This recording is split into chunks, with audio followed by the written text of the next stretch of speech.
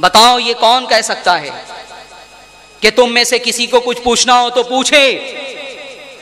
اور یہاں پہ یہ مراد نہیں ہے کہ یہ دینی امور کی بات ہو رہی تھی کہ تم مجھ سے یہ پوچھو کہ کیا جائز ہے کیا ناجائز ہے، کیا حلال ہے کیا حرام ہے. نہیں نہیں، سرکار نے مطلق فرمایا تھا کہ تم میں سے جو شخص جو چاہے مجھ سے جو ہے وہ پوچھے، میں بتاؤں گا اسے. تو پھر کیا ہوا؟ لوگوں نے جو ہے وہ اخبار غیب کی خبریں جو ہے وہ پوچھنے لگے، چھپی ہوئی باتیں پوچھنے لگے. کیا ہوا جانتے ہیں؟ ایک شخص کھڑا ہوا اور فَأَكْثَرَ النَّاسُ فِي الْبُكَاءِ، جب حضور نے یہ فرمایا تو لوگ جو ہے وہ سب رونے لگے. وَأَكْثَرَ أَن يَقُولَ سَلُونِي سَلُونِي سَلُونِي، کثرت کے ساتھ آپ فرمانے لگے پوچھو مجھ سے پوچھو مجھ سے پوچھو مجھ سے. اب کیا ہوا؟ ایک شخص کھڑا ہوا جن کا نام تھا عبداللہ بن حذافہ السہمی. لوگ ان کے نسب میں جو ہے وہ تانا دیا کرتے تھے، یہ کہتے تھے کہ تیرا باپ حذافہ نہیں ہے، معاذ اللہ رب العالمین. اب جب انہوں نے دیکھا کہ حضور فرما رہے پوچھو مجھ سے جو چاہو، تو انہوں نے جو ہے وہ کھڑے ہوئے. فقام عبداللہ ابن حذافہ السہمی فقال، پس کھڑے ہوئے عبداللہ سہمی اور کہا من ابی، میرا باپ کون ہے؟ لوگ مجھے تانا دیتے ہیں کہ میں حذافہ کا بیٹا نہیں ہوں. یا رسول اللہ، آج جب آپ نے فرمایا ہے کہ پوچھو جو چاہو، تو میں یہ چاہتا ہوں کہ میرے نسب کے بارے میں جو تان کیا جاتا ہے آج وہ بات کلیئر ہو جائے. میں اپنے باپ کی حلالی اولاد ہوں یا نہیں، آپ بیان کر دیں. اللہ اکبر. حضور نے یہ نہیں فرمایا کہ اے عبداللہ بن حذافہ تم نے یہ مجھ سے کیا سوال کیا، میں نے جو یہ کہا تھا کہ پوچھو مجھ سے جو چاہو، تو میری مراد یہ تھی کہ امور شریعت کیا حلال ہے کیا حرام ہے، کیا جائز ہے کیا ناجائز ہے، یہ پوچھو.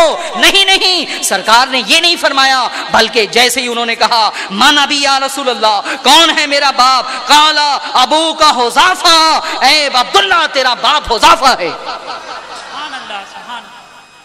تیرا باپ حذافہ ہے.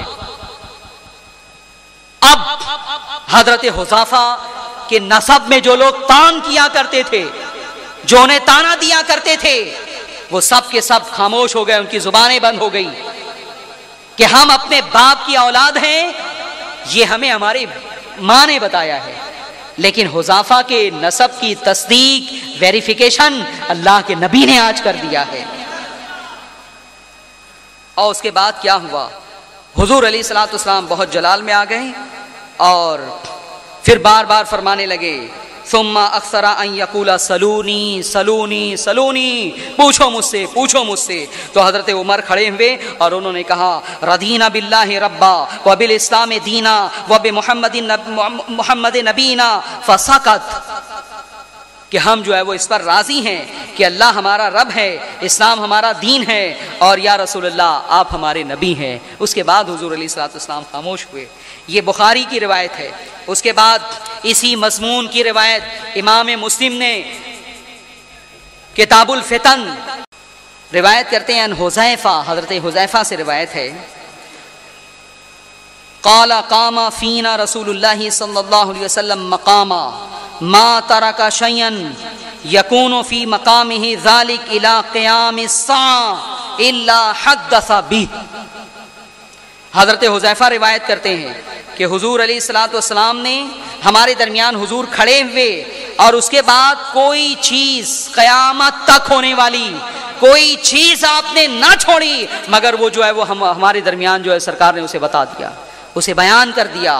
حدثہ بھی اسے جو ہے وہ بیان کر دیا ہمارے سامنے. صحابہ فرماتے حفظہ من حفظہ ونسیہ من نسیہ، جو یاد رکھا وہ یاد رکھا اور جو بھول گیا وہ بھول گیا.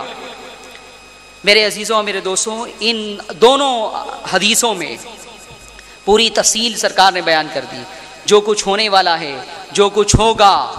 اور یہی خطبے کا سلسلہ تھا کہ حضرت عبداللہ بن حذافہ کھڑے ہوئے اور انہوں نے پوچھا من ابی یا رسول اللہ، میرا باپ کون ہے؟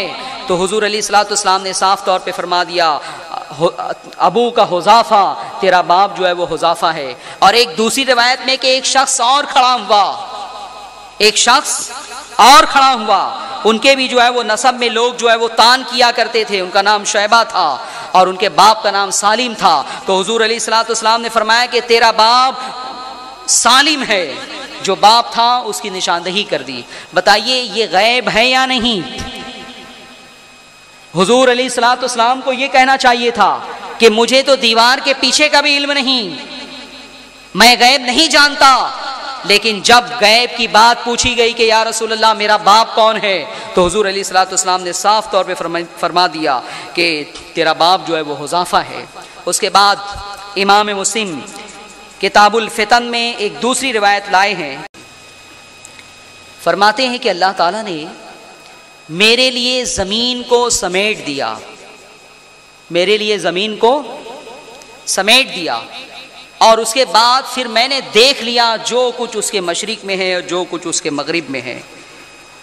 مسلم شریف کی روایت ہے، ان اللہ زوا لی الارض فرأیت مشارقہا ومغاربہا، اللہ تبارک و تعالیٰ نے میرے لیے زمین کو سمیٹ دیا، اور جب سمیٹ دیا تو پھر کیا ہوا؟ فرأیتو، میں نے دیکھ لیا، مشارقہا و مغاربہا، اس کے مشرق کو اور اس کے مغرب کو۔ اسی لیے ہمارا عقیدہ یہ کہ حضور علیہ الصلوۃ والسلام کے سامنے کائنات کی کوئی بھی شے مخفی نہیں ہے۔ اس روایت سے صاف طور پر معلوم ہوا کہ حضور علیہ الصلوۃ والسلام کے سامنے زمین کو لپیٹ دیا گیا، اور حضور نے جو ہے وہ اس کے مشرق کو اور اس کے مغرب کو جو ہے وہ دیکھ لیا۔ اس کے بعد دوسری روایت، کون شہید ہوگا، یہ غیب کا علم ہے یا نہیں؟ بتائیے کون شہید ہوگا، کس کی موت جو ہے وہ کس طرح سے ہوگی، یہ بات مستقبل میں پیش آنے والی ہے، یہ غیب ہے یا نہیں؟ لیکن میرے عزیزوں اور میرے دوستوں، حضور علیہ الصلوۃ والسلام احد کے پہاڑ پر چڑھے۔ کہاں چڑھے؟ احد پر چڑھے۔ احد یہ وہ پہاڑ ہے کہ جس کے بارے میں روایت میں ہے، حضور علیہ الصلوۃ والسلام فرماتے ہیں کہ یہ مجھ سے محبت کرتا ہے اور میں اس سے محبت کرتا ہوں۔ بخاری کی روایت ہے۔ پتہ یہ چلا کہ جو پہاڑ ہے، جو جمادات ہے، وہ بھی رسول اکرم صلی اللہ علیہ وسلم سے محبت کرتے ہیں اور پیار کرتے ہیں۔ وہ کتنا بد نصیب انسان ہے کہ جو اپنے آپ کو صاحب ایمان بھی کہتا ہو، مسلمان بھی کہتا ہو، لیکن اس کے دل میں جو ہے وہ رسول اکرم صلی اللہ علیہ وسلم کی کما حقہ محبت نہ ہو۔ حضور پہاڑ کے بارے میں فرما رہے ہیں کہ یہ مجھ سے محبت کرتا ہے اور میں جو ہے وہ اس سے محبت کرتا ہوں۔ لیکن ہوا کیا؟ حضور علیہ الصلوۃ والسلام جو ہے وہ اس کے اوپر چڑھے۔ صعیدا احد ابو بکر و عمر و عثمان، حضور علیہ الصلوۃ والسلام کے ساتھ یہ تینوں افراد جو ہے چڑھے۔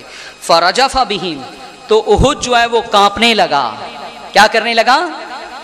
ہلنے لگا، کانپنے لگا۔ اگر وہ محبت کرنے والا تھا تو یہ ہلنے کی تعبیر یہ کی جا سکتی ہے کہ وہ جو ہے وہ مسرت سے اور خوشی سے جو ہے وہ جھومنے لگا ہوگا، جھوم رہا ہوگا سرکار کی محبت